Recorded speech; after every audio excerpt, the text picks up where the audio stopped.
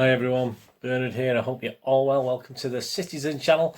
Today we continue our look at the matchday programmes of the 2021 season. Just because City aren't doing one, we've gone all digital at City, obviously doesn't mean other teams aren't doing it. And so as far as I'm recording this today in early January, every single team we played away from home have produced a programme either solely for City or he might have included another team or two in it, which is a pretty good show, to be honest with you. So it sort of makes me a little bit more disappointed as the weeks go by with the lack of effort from City of putting together a hard copy. If you like me and you do like your hard copy, obviously that's it's just something to collect, isn't it? We've got an interesting one today. Yeah, I mean, I do have quite a few programmes in my collection of games that never took place, that were postponed, but obviously the programmes are there. And this is the situation, obviously, we got with the COVID, haven't we, with this Everton game.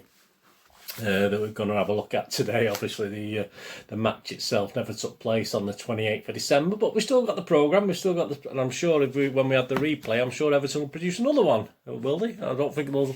Or they're just going to change the date on that one. Most teams actually do produce a new one, so that's not too bad. So join me today. Obviously, we see how we go on. This is number one at the moment. The Sheffield United programme still remains the top of the table. Let's see if Everton can worry it in any way and actually sort of get up there and knock it off the top spot. But it'll take some doing. That was a cracking little programme produced by Sheffield United. Anyway, if you're new to the channel, please push that subscribe button as I'm recording this.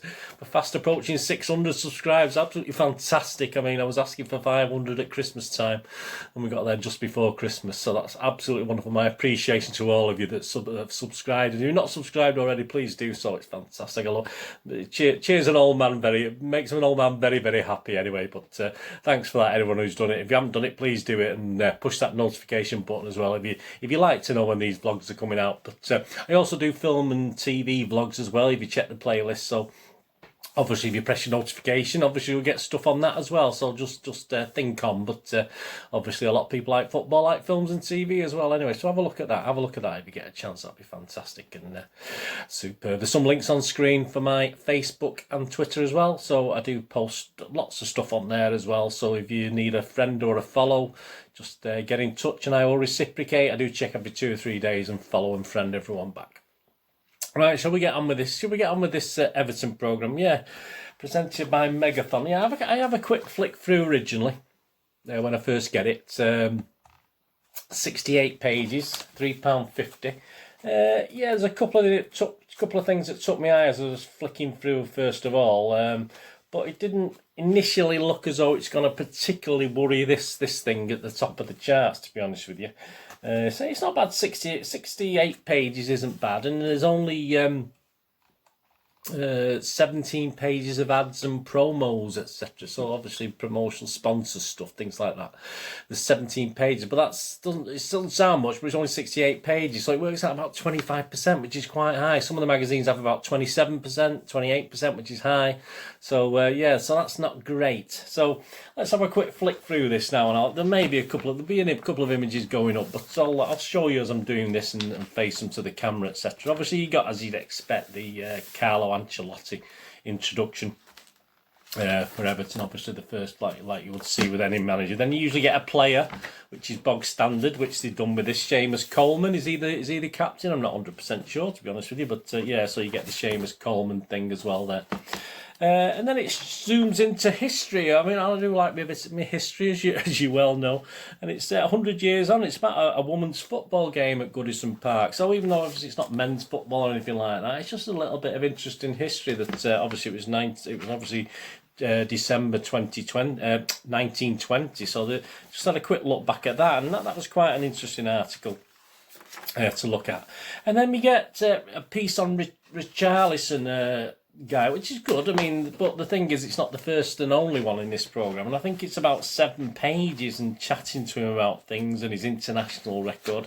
It's all right. I mean, obviously it's of more interest not real interest to me. I'm not really into the guy, but yeah, it does go on for I think it's 7 pages. It could actually be more, actually. Let me just have a quick look how many pages. 9 pages, yeah, 9 pages on Richarlison. So it goes on and on and on about this guy. So yeah, if you're an Everton fan, that's who it's for. It's not for us, is it? It's not for us City fans. So yeah, that's not too bad. A nice little image from the Everton Football Club 1955 Christmas Eve programme when Burnley were the visitors to Goodison. So there's some sort of comic thing there taken straight from the programme from 1955, which is always nice when you look back at things like that. And there's not much that made... I mean, obviously the humour in 55 was a little bit different to ours. And then you get your bits on City. Yeah, some good stuff. They got all the facts right. They got all the honours right, or honours, I'm going all posh there, all the honours right, and you know, some stats, what we've won, when we've won it, etc., the Cup Winners' Cup, and there's a great image. But you see, with these programmes now, I mean, as I said, there's certain ones have a staple, and United still do a staple in theirs, and it may appeal old-fashioned, but it allows you to take things out, doesn't it, if you wanted? If you bought a spare copy, you can put things... And this, I mean, look at that, it's a fantastic image. But because of the way this is bound, you lose the middle guys there. So, you know, the chop, so you've lost that.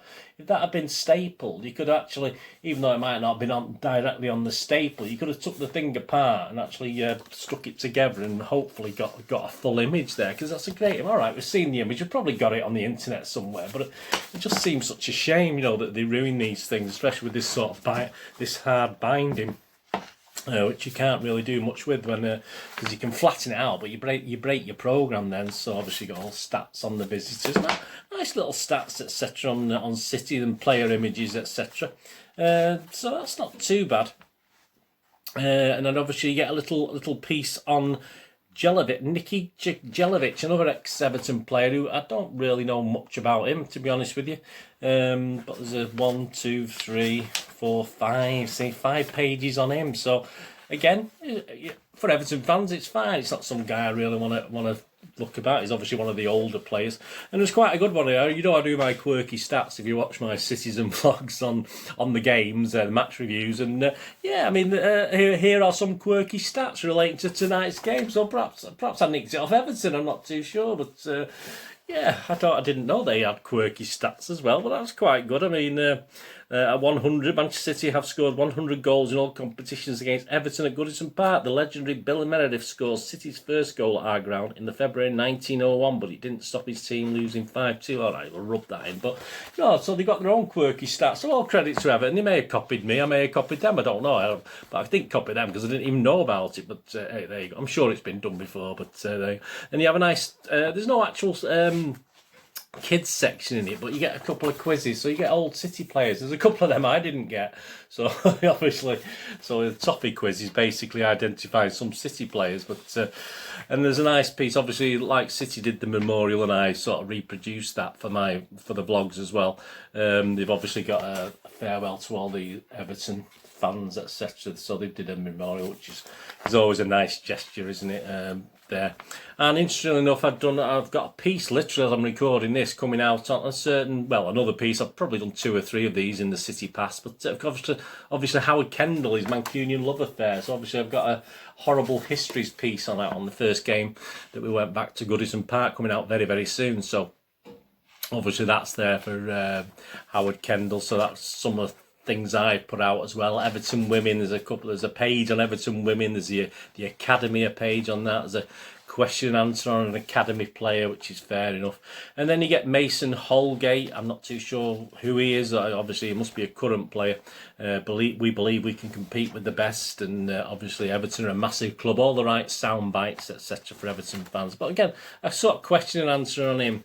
Everton are a massive club, and it was the first time I've captained the team in any game. So yeah, some nice images and stuff like that. But yeah, it's very, very obviously for me personally. I'm a Manchester City fan, and I'm very, I have a passing interest in other teams and players, but I don't really particularly going to spend my time reading about them. I have enough to do reading about our own players. We've got Everton in the community, and you do have a kids quiz. So you do have it's not a kids section as such, but a kids quiz.